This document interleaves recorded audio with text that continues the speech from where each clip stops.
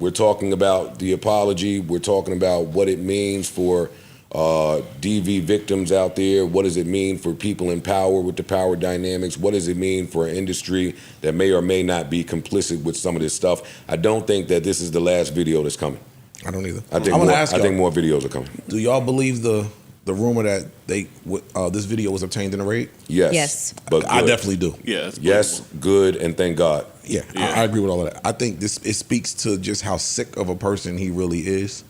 You know what I mean? Like, you hear stories when you hear like serial killers and serial abusers. They keep heirlooms evidence and they keep something. And also in Cassie's suit, she explained how he would show her videos of basically of shit that happened to her or shit that she thought was, deleted and et cetera. So yeah, when they would have their freak offs, sexual shit. Sorry, when he would initiate the freak offs, he would film it, and he would force her to film it with her camera as well, her camera phone, and she would choose to delete it. He kept it, and so he wanted to exercise his power and show her the fact that like nothing is out of the realm of me being able to get it back, connect. Yeah, exactly. So he would show her videos that she thought she had deleted off of her phone. And that was his whole operation is sick. I ain't gonna hold you. Everything about it is sick, disgusting, disheartening. It's nasty. Yeah, there's not many positives in it outside of her escaping alive. Does it matter to have the conversation about what? I mean, we're all saying he's nasty. We're all saying he's evil. We sick, cool, 100%. But even when like things come out about R. Kelly and stuff like that, we had the conversation about the music is now no longer valid. And do we have that same conversation about Diddy at this point? Or I mean, for me, it's too early. Too early? I'm not just that. I'm not on the music right now. It's a little harder because Diddy didn't necessarily quote unquote make music. He might have been behind the music, but R. Kelly was the artist. Yeah. You know what I'm saying? Like, he's singing, he's performing. Big, Craig Mack, Total, all of those people. Well, no. You know what I'm saying? Like, they might have. But there are records that he's on that are popular records that now when they come on, what happens when Benjamins come on? What happened when, I think DJs are gonna cut his part up. Okay. Should.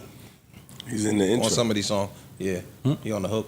Yeah. I think it'll be hard with Benjamin's, but other songs where he is rapping or whatever the case may be, I think they'll take him off. Again, I'm not on the music aspect of this at all. Yeah. I'm not over what I saw. I'm not over my name being involved in any of this just on the strength of me having produced a show on that network. Because again, that's just how many people you let down. He let down with this. Like, anybody that's ever stood next to him is now guilty by association. Is now called to carpet and guilty by association. And in this land now where everything is safe to assume, assumptions are flying.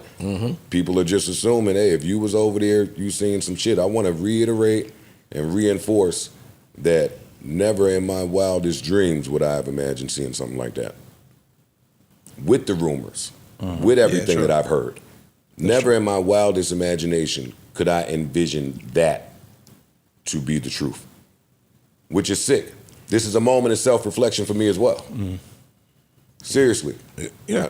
I feel like if you are around somebody where these findings come out or in the music business, we get these moments of R. Kelly was a moment of reflection for everybody in the music business. There's some other instances that I won't say, but this is one of those for me. And it's really taught me some things about how easy it is for something to be manipulated, right? Like, it's just the stories that was running around. A lot of people did put this on that girl. A lot of people put this on her. They did. And I wanted to answer your question, Mel, where you said when you brought up the Jalen Green versus this, the reason why a lot of people kind of put it on her, whether true or not, they believe that that's what the young woman wants, that lifestyle. So it's like, even because that's what you're seeking out. You're seeking out that lifestyle, so you damn near are willing to take whatever come with it to get the lifestyle. So they make you guilty just by participation damn near. And I think that And it is terrible. But it's so unfair because I've already said what the age difference was between the two of them. She was 19 and he was 37, but he signs her as an artist. So now he's not just her would-be paramour. He's her boss, and he signs her to a 10-album deal. I don't know shit about shit, but to me that sounds fucking crazy. But that lends to the control. Exactly. And you cannot And escape. also, You're not going to go get a bag over there making another song. Ish, not only that, what it lends to is his thought process in terms of how to control and his plans to control. Like this, to me, by reading everything, it was a calculated effort to turn her into what he eventually turned her into. Wasn't that really typical in the music business though back then, right? I can't say I've never. I mean, like the 5 year. I mean, that's one of the 5-album, albums. 10-album deals and shit like that. That was customary, no? I don't know. But that's one of the. I mean, shit. That's one of the other sick parts about this. She never put a second album out. Yeah. So I mean, you're doing all this. You got to tie for all these albums. And speaking of albums, it brings me back to that story of one of the young songwriters who said she wrote a song for the Cassie project that was supposed to come out, and it never came out. But it was a great song where Cassie was like talking about her experience with this maniac. Yeah. And she later said that he was playing the song in one of the videos where the abuse was happening. Like, think about how fucking sick this nigga is in the head. Yeah. Jesus. And when I was also saying, how the people underneath his post, the whole truth tells all or whatever the fuck it said, and, putting up the crowns, et cetera, I think that collectively, the average person is looking for people to not just associate, but like call it out.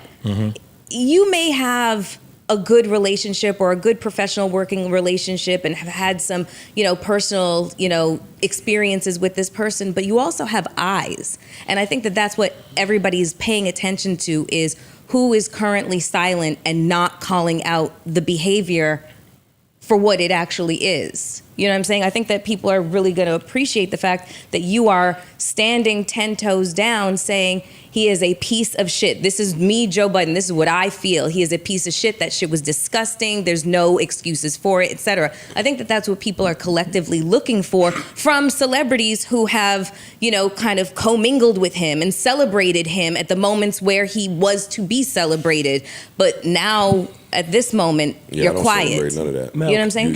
You even let down the people that looked up to you. You mentioned that earlier, and I wanted to double back to that.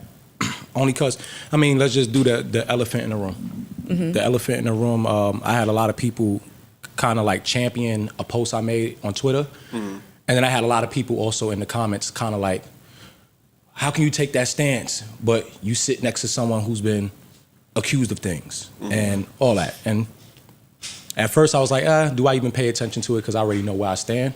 But let's just keep it a stack. Let's just keep it a buck. You guys had a lot of things to say in comparison to some of the things that Joe has been accused of, right? All the people in the comments that want to ask, I'm going to address it. I've never been told by him that he's ever done anything like that. I love him. I take his word for it. If the day comes where that to be a lie and I find out anything different, I will address him in the proper channel, the proper way, and I will make every statement in the same fashion that would need to be said. But that's not the case. I ain't seen a hit, I ain't seen a punch, I ain't seen a nothing. And I hate that y'all go ahead and take these moments where we talking about one thing and try to tangle it into some whole other shit that has nothing to do with this conversation. So I'm going to stand by my friend who I believe to be telling me the truth about situations. And now when I decide to speak on some shit that we clearly see with evidence and everything, don't try to compare the two. And don't try to challenge my character because I decide to make a statement about something that's in the fucking public, and then also be the person who can stand by my friend and take his word for the things that he said to me. That is the part. That is the part. And that's just it. That's some of the part that bothered me as well, but it's important to note it's not about me in this moment. But it bothered me that there were people out there that were anxious to see what this pod's response would be to seeing a video of that nature. Like it really makes you think. Really makes you wonder what people think of your character, what people think of your moral compass and your principles, and just the things you stand for today. So I'll use this time to restate and reinforce that this is corny that niggas got to do shit like this. But I will say, not only have niggas went to court to try to face anybody that ever said this, like you have your day in court, but court is not a valued, you know what people say about court. When these topics come up, there's a hesitancy for me because people that I was not involved with at all, or people that wasn't a part of my story or experience, just get to talking and trying to assassinate my character. But again, I don't want anybody that's been involved in any toxic relationship, and when I say toxic, I'm not just talking about physically abusive, in any toxic relationship that turned around and did the work, that destroyed and rebuilt, that faced the penalty, consequence, self-reflected, had that honest moment between you and God, and came out a better person, to get confused or mumbo-jumboed in with these fucking evil lunatic monsters out there. You know, but here's the thing, and that's what a lot of people's bag is, because I don't want, they are bringing up your past. Oh wait, I wanted to jump in, but see, I don't even like doing this, right? Because this moment right here, and people that have experiences like me, are some of the things that lead to doubt being expressed when these stories surface. Like some of the people that have been through false allegations, some of the people that know that there are people out there that manipulate the legal system and restraining orders and all of this shit. True. Like it gets tricky. And the court of public opinion sometimes far outweighs whatever the legal That's a fact. whatever the legal practices are. I don't really think it matters that No. he's charged or not charged. It matters that We know the truth. we know what went on and what happened, and there's Reasonable people doubt that has been and it's thrown people out the that's window. we're not accepting of you in our circle with that behavior. New Joe Budden.